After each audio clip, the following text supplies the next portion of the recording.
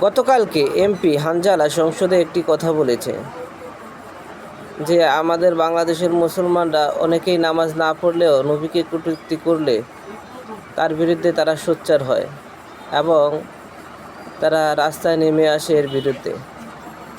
তারা ইসলাম না মানলেও নামাজ কালাম না মানলেও তারা ইসলামের প্রতি তাদের অনেক দুর্বলতা আছে।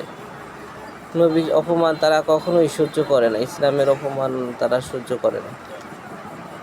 আসলে এই কথাটা ভালো লেগেছে, কিন্তু ভালো লাগলেও বাস্তবতার সাথে কিন্তু এই কথাটা যায় না।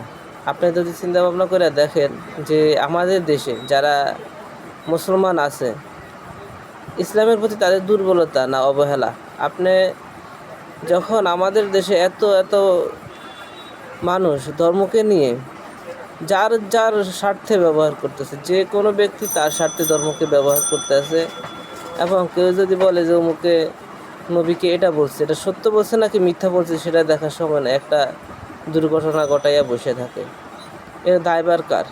আসলে তারা না জানার কারণে এরকম করতেছে নাকি জাইনে শুনে করতেছে? আমার কাছে মনে হচ্ছে ইসলামটা আসলে তারা অবহেলা করার কারণে, সুবিধাভোগী যারা ইসলামকে নিজেদের স্বার্থে ব্যবহার করে তাদের সুবিধা হয়েছে, ইসলামের তেমন কোনো সুবিধা হয় নাই।